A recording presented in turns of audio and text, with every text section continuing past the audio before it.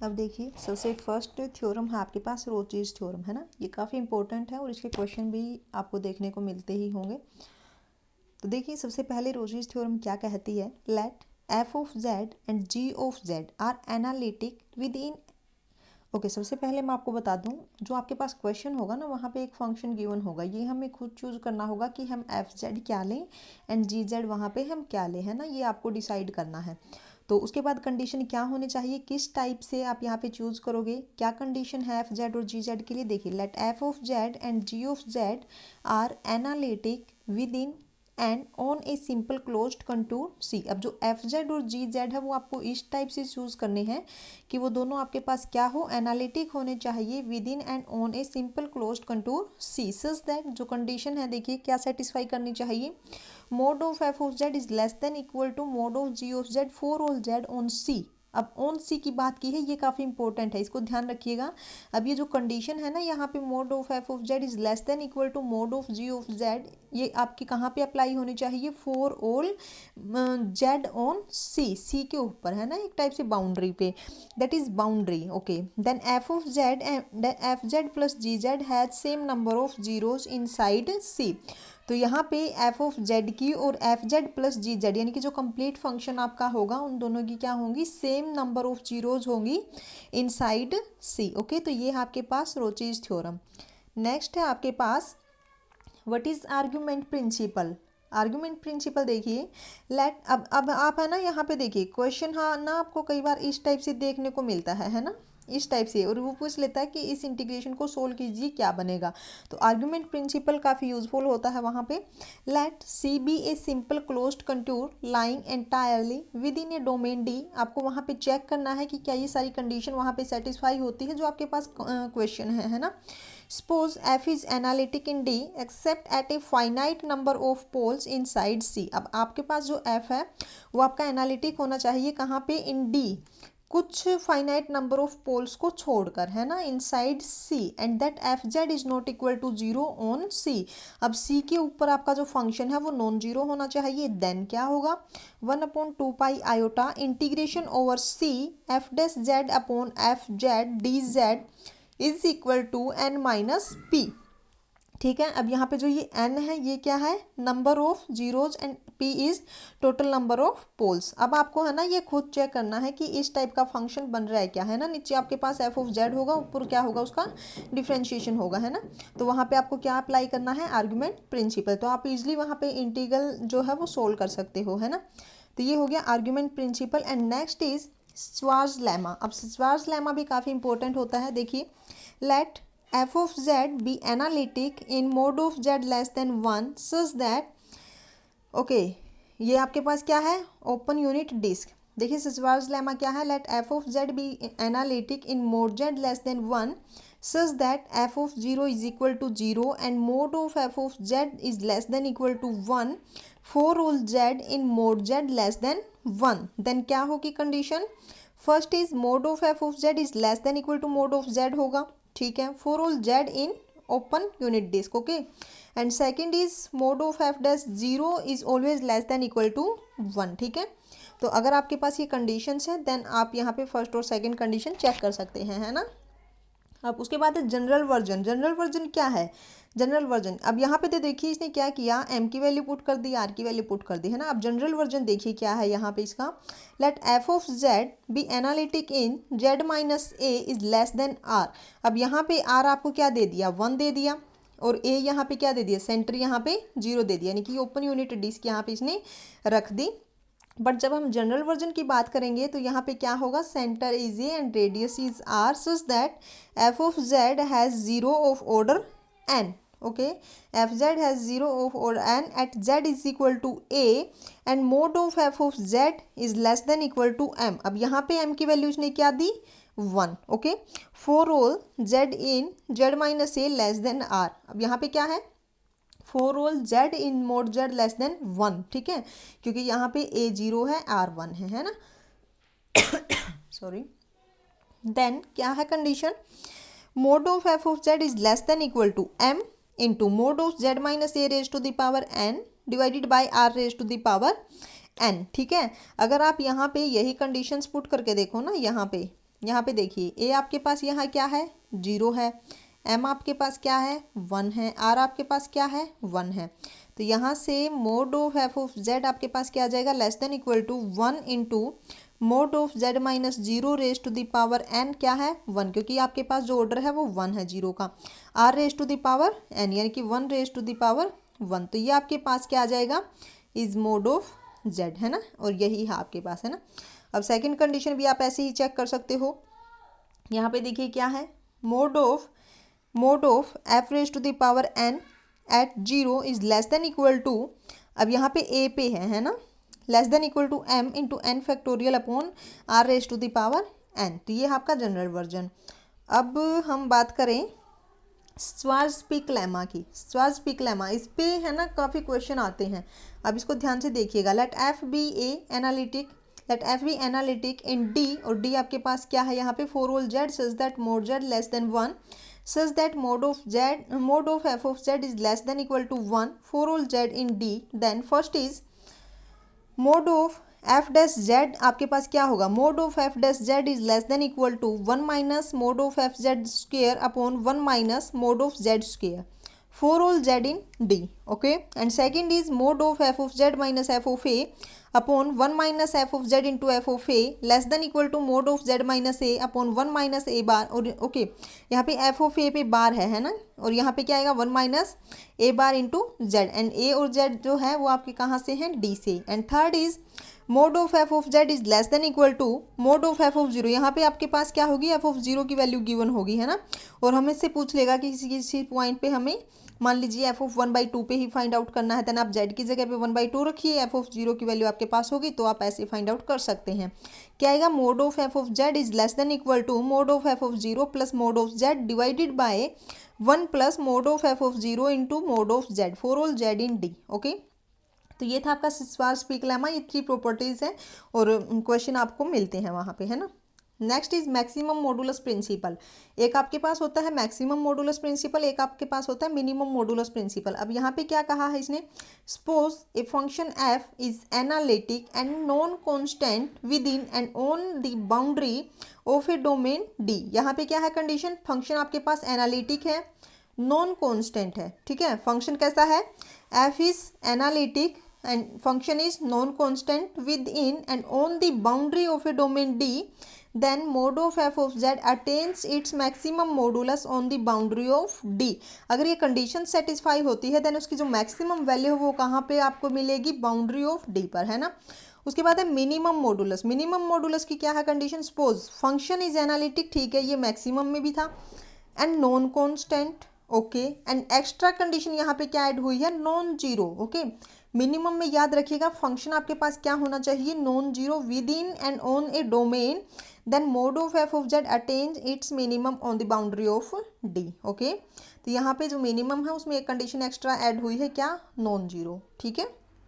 अब उसके बाद देखिए क्या है, नेक्स्ट आपके पास थ्योरम है, काफ़ी अच्छी थ्योरम है, और क्या कहा है, if f is analytic at z naught, okay. अगर फंक्शन आपके पास एनालिटिक है कहाँ पे, जेड नोट पे, देन रेजिड्यू जो होगा जेड नोट पर वो 0 होगा। ये बात सबको पता होगी है ना, काफ़ी अच्छा है। अगर फंक्शन आपके पास एनालिटिक है किसी पॉइंट पर देन उसका जो रेजिड्यू होगा उस पॉइंट पे वो 0 होगा हमेशा, okay.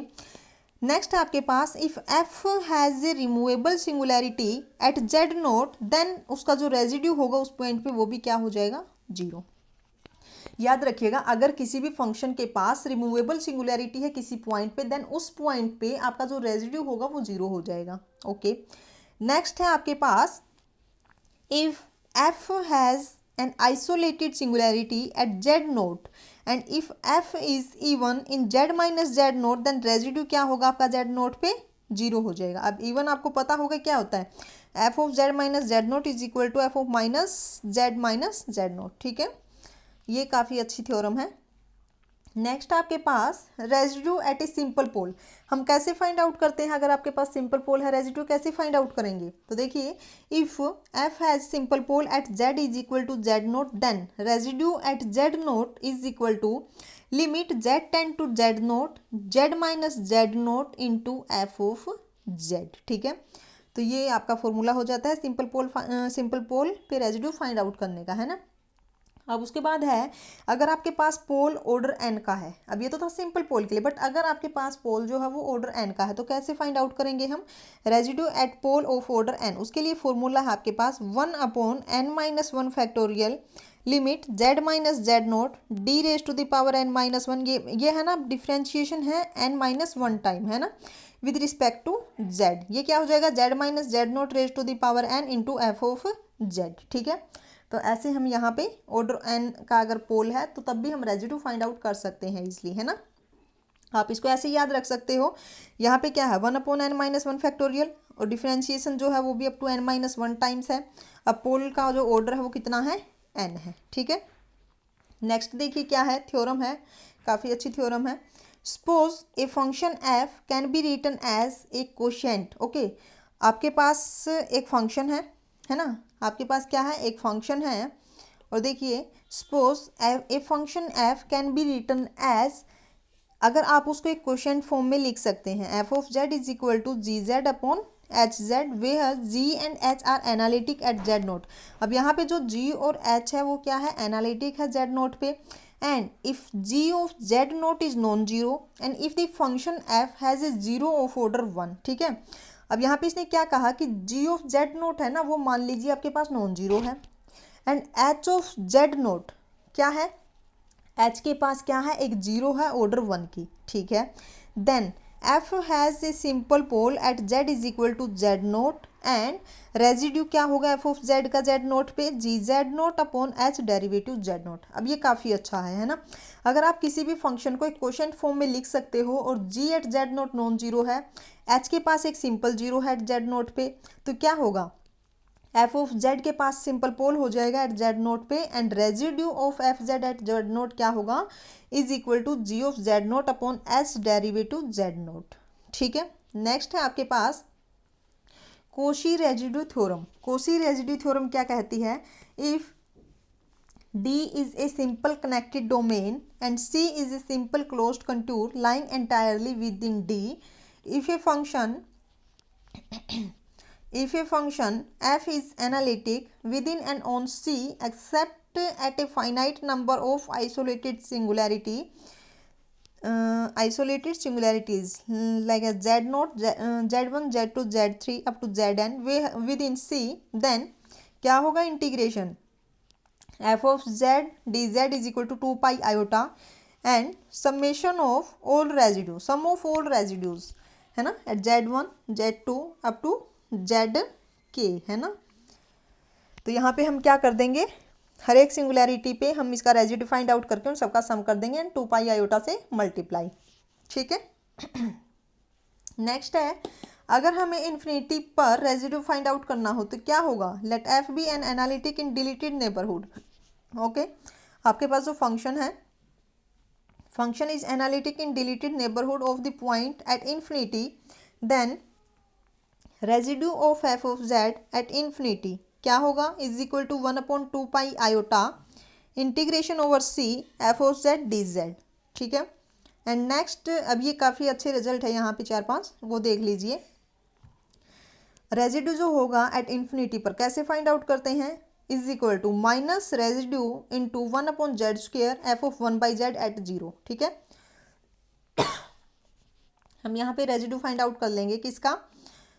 1/z² f of 1/z at 0। Okay, and minus से मल्टीप्लाई हो जाएगा। Next is if f and g are analytic in a deleted neighborhood of z naught and if a and b in c, okay, if f and g are analytic in a deleted neighborhood of z naught and if a and b in c, then residue at a f of z plus b f of g of z at z naught क्या होगा? Residue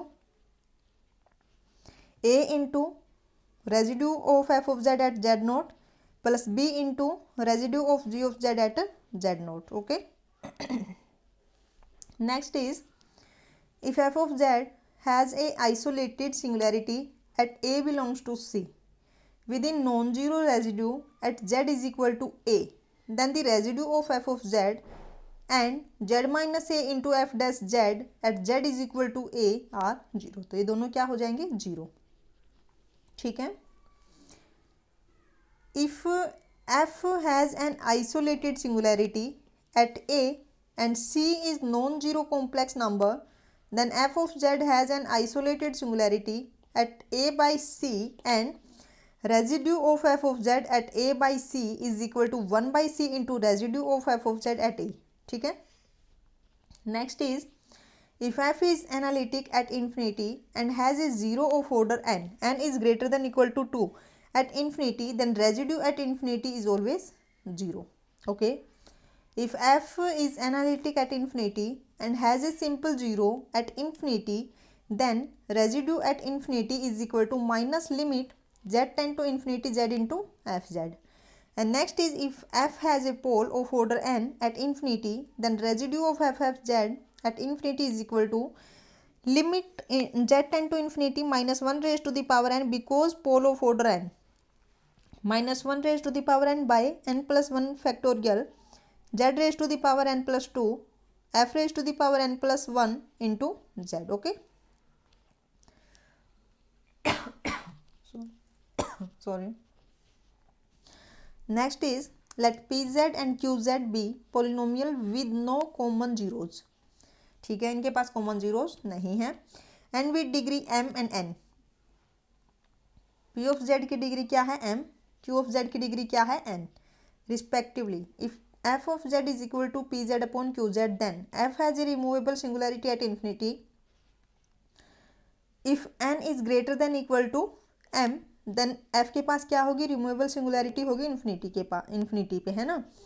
and residue जो होगा infinity पे वो 0 होगा कब? जब n आपका क्या हो? Greater than equal to m plus 2 हो. ठीक है. ओके. तो यहाँ पे हम ख़त्म करते हैं. थोड़ी तबीयत भी डाउन सी ही है. हम नेक्स्ट वीडियो में करेंगे कंटिन्यू, है ना. आप कमेंट कर दीजिएगा इसी को कंटिन्यू करना है या फिर कोई और टॉपिक लेकर के आना है ना.